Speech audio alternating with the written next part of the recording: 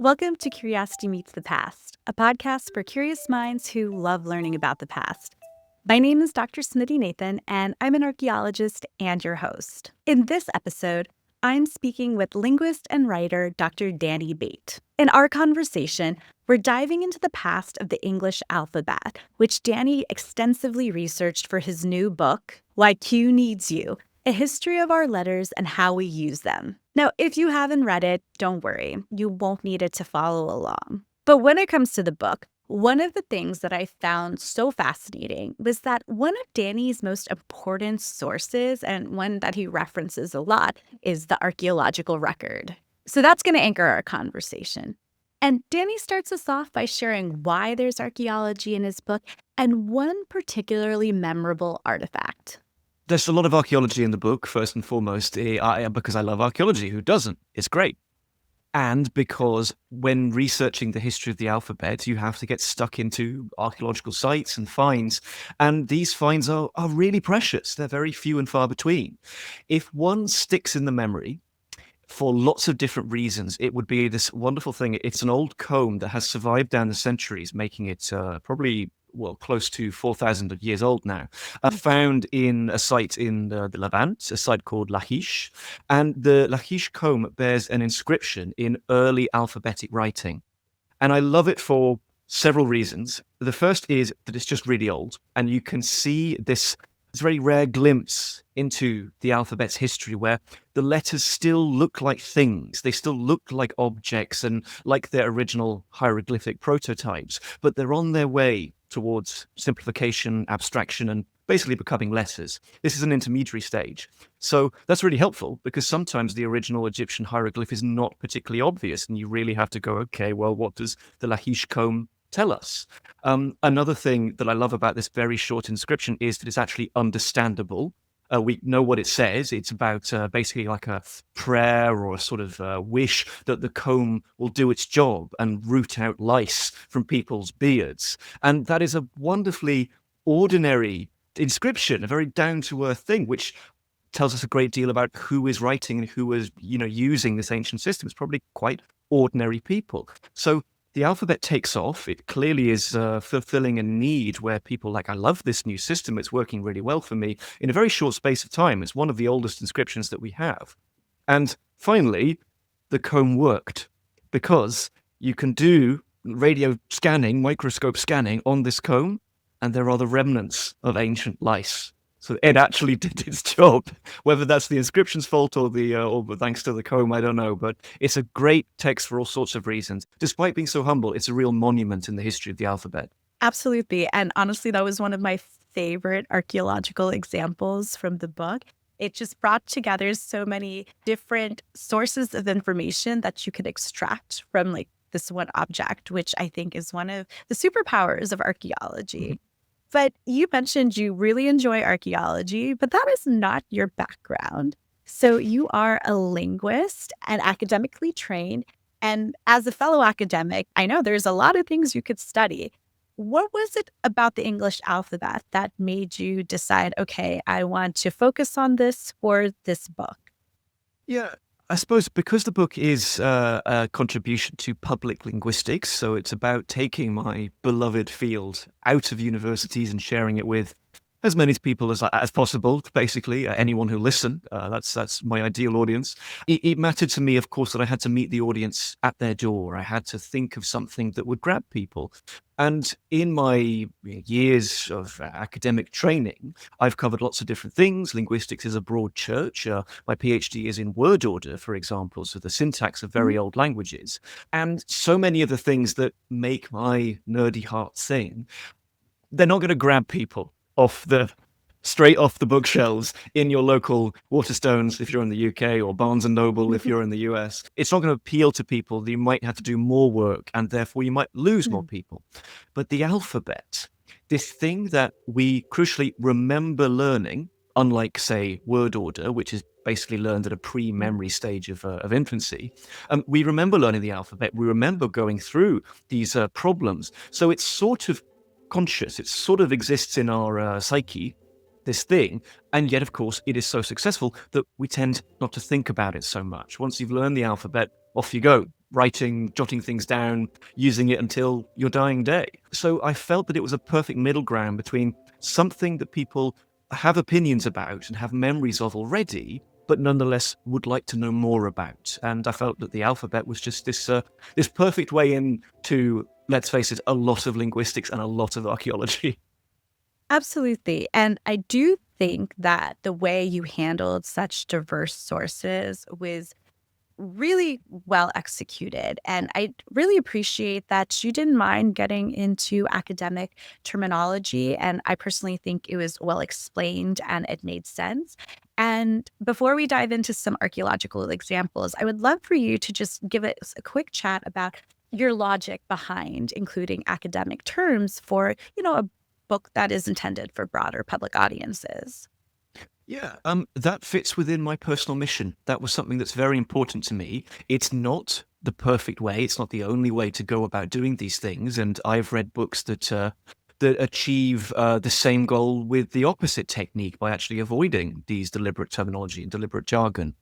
But I feel that if you embrace the jargon, let's use that word. I don't mean it in a bad way, but let's say if you embrace specific terminology, you gain many things, and it's not something to be dismissed out of hand. One thing that you gain, of course, is precision. These terms exist for a reason. There's a reason why experts prefer them over some more roundabout way of saying the same thing, in that you save on word space. You don't maybe bore your reader by using all the same things over and over again, or reaching for quite convoluted, strained phrasing. So there is that's one thing to be gained. Another is, of course, that you feel, as a reader, you can feel like you're on board. You've been brought into a field, a topic. You're up to speed with where the experts are, and you're not being patronized. Nobody wants to be patronized. It's a real fine line to walk between explaining all of these terms and patronizing. I cannot ever claim to have got it 100% right. It is an art, not a science.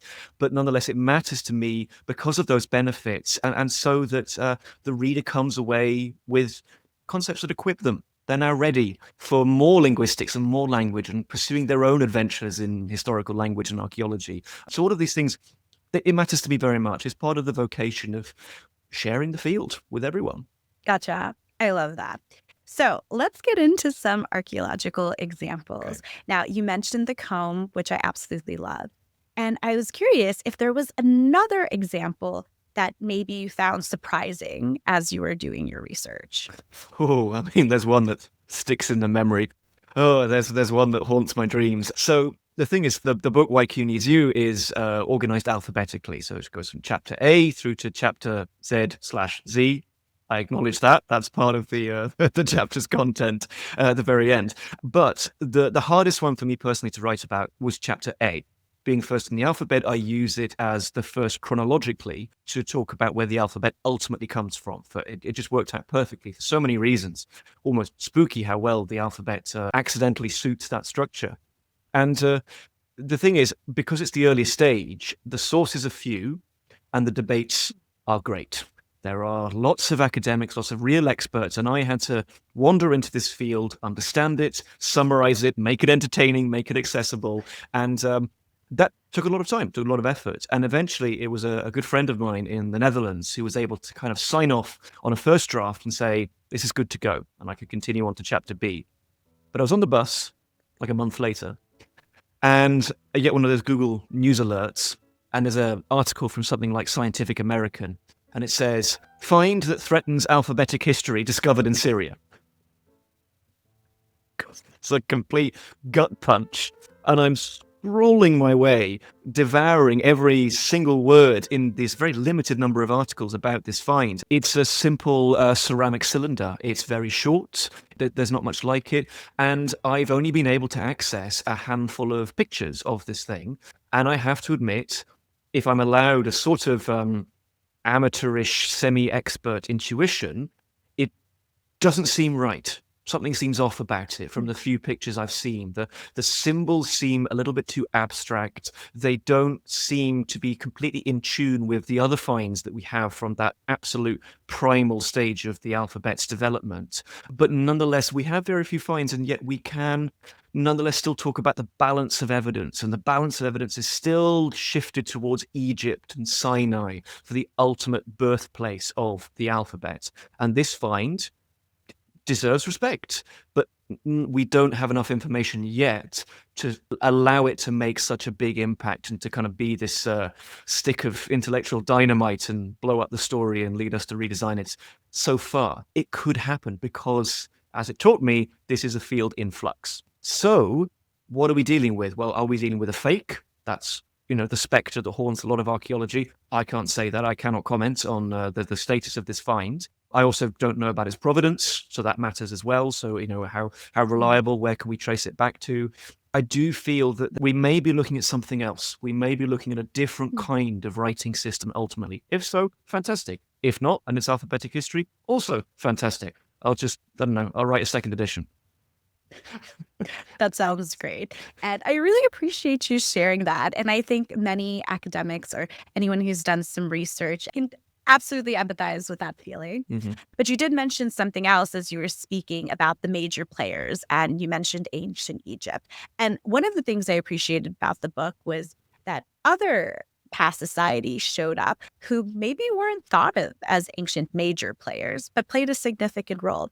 Would you mind talking about one of them and how that impacted your perspective and work? I would not mind. I talk about them with great pleasure. So, yeah, sure. You've got a sort of cast of characters in the alphabet's history, the ancient history specifically, who sort of pass the parcel is not the right phrase. They accept the parcel and then give it on and also keep it for themselves, of course, because when the alphabet moves around the ancient world, it doesn't just abandon where it currently was. So the alphabet makes its way in a sort of anti-clockwise motion, and there are the big players, the famous members of the cast, so your Phoenicians and your Greeks and ancient Romans and things like that. They're well-known characters in ancient history, and their contribution is also fairly well-known. But you have cultures that are somehow separate that are also making contributions. So I'll give the example of two, one which is more relevant to English. The first is that you have the incredible city of Ugarit. So that is in what is today the coastal part of Syria. It's an abandoned site. There's no kind of later settlement. And this people of Ugarit seem to be distinct from the Canaanites to the south. People, that would have included the Phoenicians, seem to be somehow distinct, somehow speaking a different language. And what they do with the alphabet is just fascinating. They seem so creative in that they are taking cuneiform from the East, and they're taking this new alphabetic system, ultimately from Egypt, but coming from the South, from Canaan, and merging the two together, and in the process, providing us with a lot of really, really valuable information about the alphabet's order, the order of the letters, that is, about the way that the alphabet's used. So these smaller, maybe in a population sense or a geography sense, civilizations also are part of the story. It's not this simple thread. You've got a great variety of writing going on. The one that's more relevant to English, of course, is a little bit later in time, which is in Iron Age Italy, as the Etruscans. Of course, anybody who loves archaeology will love the Etruscans. They're great. They're fascinating. They're an enigma, of course, in terms of where they come from. I can speak to the difficulty in studying Etruscan as a historical linguist. Where does it come from? It's not an orphan. It's not like, say, Basque, in that Etruscan does have a family of related languages, but it's all very, very complicated. But the thing that makes it relevant for the alphabet's history is that when the alphabet arrives in Italy, Italy defined, on a macro scale, it's not just a sort of easy spread. You have an imbalance of power. You have the top dogs and you have the underdogs in Italy at this time. And the Etruscans are top dogs. Politics, power, all of these things are going into the alphabet's early years in ancient Italy. And this leaves a legacy, because it's not right to just straightforwardly say that the Greeks give the alphabet to the Romans. They don't. It needs to be transmitted through the prism of the Etruscans. The Etruscans are the people who take it, make it their own, the first people to kind of create a distinctly Italian version of the alphabet that's a departure from the Greek. And this is then what the Romans are using. They're taking the shape of the letters, what letters are included, what letters are being combined together. Early Latin, our first sources for the Latin language, looks very Etruscan in the way that it's written down. But only when Rome is able to, let's say, escape the shadow of the Etruscans, do they start to create a Latin alphabet or a Roman alphabet. That's something that comes later. The best example of this is the letter C. The letter C, third letter of the alphabet, it used to be gamma, standing for a G sound, as in girl or go. And it's the Etruscans, because of their distinctive language, that turn it into a K sound, a sort of voiceless K sound. Same part of the mouth, but there's no voicing in the throat. That is, to this day, the quality of the letter C. It's a voiceless letter. And that's an Etruscan legacy right there in the alphabet. And they have to be included when you're telling the story. Absolutely. And I really appreciated just learning the backstories of various letters like C and perhaps a relationship with K there too. And, as we go through the alphabet, if you have a little bit of intellectual curiosity or shower thoughts, as I like to say, you're like, okay, why do we have certain redundant sounds? Why is this letter here? And so it got my curiosity going even more, because I was wondering, okay, what was Danny's favorite letter and least favorite letter as he wrote this book? So, would you mind sharing?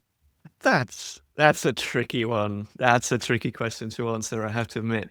This is the paradox of the linguist. The linguist is supposed to have the sort of neutral perspective, but of course all linguists are, for the time being, human. And we have our foibles, we have our preferences, and sure, some letters of the alphabet interest me more, delight me more, I could say. So in terms of interest, I have a great fondness for a story of H, so that early on in the alphabet, in that because it's connected early on to this very weak sound, it's literally just a bit of breathiness in your larynx, this h sound, that can be so easily dropped from any language. It can be dropped in some places, it can be dropped across the board, as happens in some accents of English. Most famously, the London accent, if people have seen My Fair Lady. Hurricanes hardly ever happen in Hampshire, that sort of thing. Because of that, the letter can find itself without a distinctive sound to spell, and therefore can be repurposed. It can either be given to a new sound, or it can be partnered up with other sounds to spell something else. So consequently, in English today, we've definitely leaned into using H to spell more sounds than the basic alphabet is equipped for. It's the CH sound in ch, right? So the SH sound, sh, TH, th. And so on and so on. It's all going back to one Greek ancestor and just going down different paths, because the sound is sort of so phonetically fragile and can be lost so easily. So I do like H. For the same reasons, I like R. I like R in that it looks like the sort of pictogram originally depicted, which is a head. The name for R originally would have been something like Rosh or Rash. Honestly, quite hard to say how that would have been pronounced. Probably more like Ra'as. And if you know Hebrew, you'll know that like Rosh is the word for head. So it looks like a head, and it's named a head originally. And I love that it goes on this great journey. It gains an extra leg in Italy, the leg of capital R. And of course, it's a great window into the divided nature of English right nowadays. Do we pronounce all the R's? Do you pronounce them in a word like car?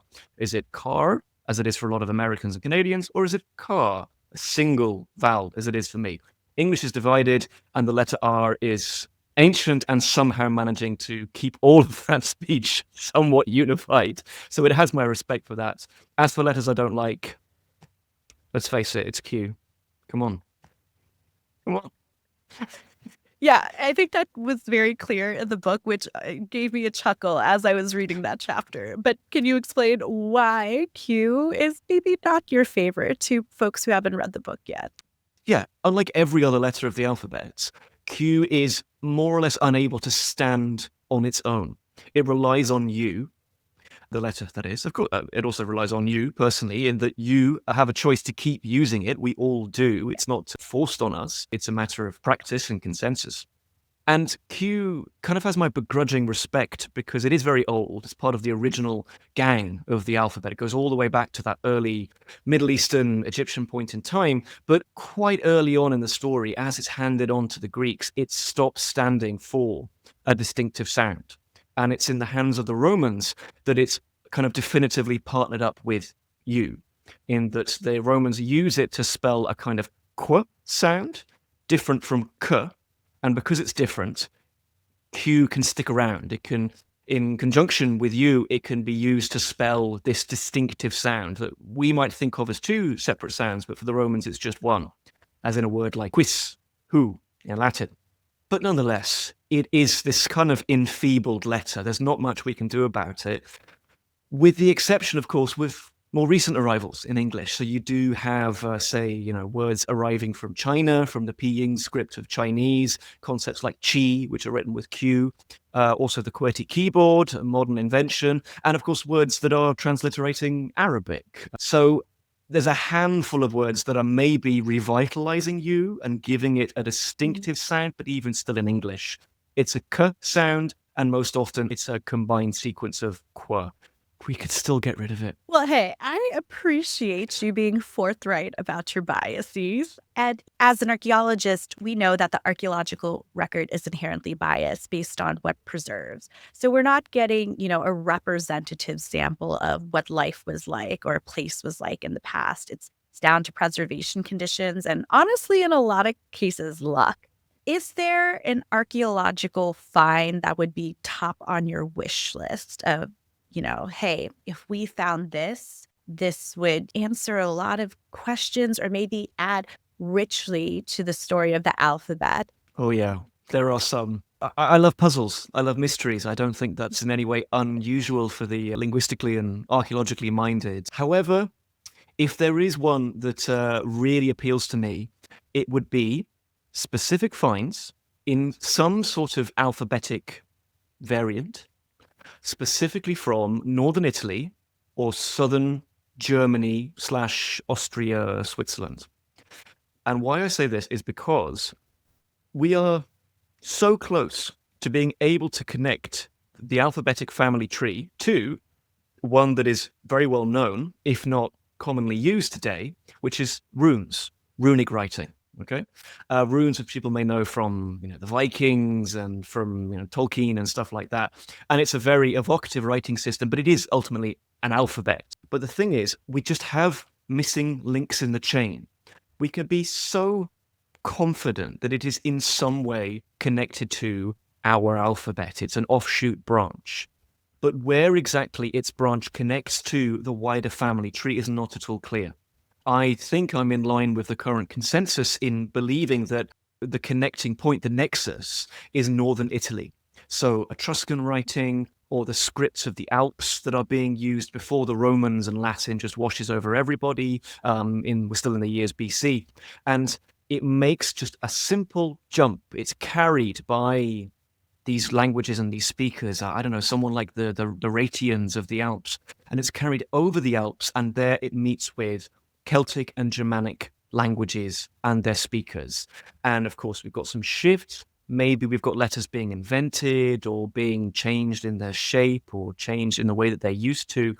But we're so close to being able to grasp runes in one hand and the rest of the family tree in another and pull really hard. We've got it down to about 2 centuries in terms of a time gap to explain, in terms of the last non-Latin Italian scripts in northern Italy and the first runic inscriptions, what's known as the Elder Futhark, the first version of runes. In terms of geography, the lower half of Germany and Austria, we've got to cover that. And in terms of time, we've got the centuries either side of the year 1, right? 1 AD. And we could find something within that gap that would allow us to connect the two. Come on, we can do it. It's close, archaeologically speaking. So I really hope that both of us get a notification on our phone or email that a find of that sort has been uncovered in the coming years. So I'm curious then, you had to engage with a lot of different sources, as we mentioned before. How has that shaped you or transformed you as a scholar? Ooh, it certainly has. There is a feeling that I'm just not the same person as I was when I started out on this journey, and that's for the best. So the big change does feel gradual, incremental. I was engaging with more sources. I was aware of more debates and more scholars than I was previously. The things that are bigger and maybe more, let's say, wide scale in their scope, it would be my attitude towards the alphabet in general and my attitude towards spelling. I think I previously would have aligned myself more towards, yeah, let's reform it. But there are so many aspects now of spelling that they're not phonemic, they're not about sounds, but they are there. They're ongoing in the way that we read and the way that we write. Our computation of words as chunks of meaning rather than sequences of simple sounds. I think all of that is by accident now part of English spelling, and that does us credit when we consider these alternative ways of reading. It's not just about simply reading and remembering sounds and words composed of those sounds. And secondly, this is the big one, but the drastic one, if we get rid of standard English spelling, is that the end of the English language? In the same way that the weakening of written Latin was in many ways the disintegration of Latin and new descendants, what we call the Romance family, French, Italian, Catalan, Romanian, Spanish, Italian, they come to the surface, they come to the fore, they're able to establish themselves, to crawl out from under Latin's shadow. If we get rid of this standard spelling, which is more or less keeping English united under one banner, is it the end of one language? After that point, are we talking about the Anglian languages and English becomes relegated to history and to certain uses and to the past at that point? Well, I think what's coming through to me, and especially in the closing of your book, is a sense of wonder, curiosity, and appreciation and openness about how our past shapes where we're currently at. And yes, there are rules and logic, but we don't necessarily need to be so hard about them. Yeah. But it's important to understand where they're coming from. So, as we close out our conversation, what do you hope listeners take away from the history and archaeology of the English alphabet? Hard to say, as in hard to narrow it down to just one thing. The point I am going to go with, ultimately, is that we're part of it. We today think that when we're an exception, we exist above, apart from time. Every generation thinks that they've made it, right? There's very few generations that you can point to and think, oh, they really believe that they weren't it in some way, right? But that's just not true. We are living through an era of the alphabet's history with distinct qualities, features that linguists, archaeologists, historians of the future will recognize and pick up on and say, that's 21st century English in the way that we spell, in the way that we make mistakes, or indeed don't make mistakes, in that our language is so standardized, increasingly standardized, like it's never been before. Our written language, that is, not our spoken language. And this is a distinctive praxis, and I don't feel fatalistic about that. I would hope that people would feel encouraged. If you want to make changes, you can. The alphabet's yours. Yes, it's been handed on to you by this long list of people, but they're in the past and you're in the present. You can grasp the alphabet. You can stand up for certain ways of spelling, certain ways of writing, indeed certain ways of speaking. You don't have to give in to this tendency to use one very contingent, by no means inevitable standard to bash yourself over the head with and say, oh, I can't spell, or I'm useless at this. I would love it if people felt empowered by reflecting on how they are equal participants in this story. So that's it. I've said my piece. One of my biggest takeaways from this conversation is just how dynamic the English alphabet was and still is. If you'd like to learn more about Danny's work, you can check out his website, Substack, social media, and of course his book, Why Q Needs You. You'll find those links in the show notes, along with the link to a full transcript of this episode. And if you're curious to dig deeper and learn a bit more about Danny's writing process for this book, he shares that and more in a Patreon exclusive video. Our Patreon is free to join and gives you access to all of our bonus content. If you'd like to support the podcast monetarily, we'd of course appreciate that too. Thanks so much for listening and cultivating your curiosity with us. We'll see you soon.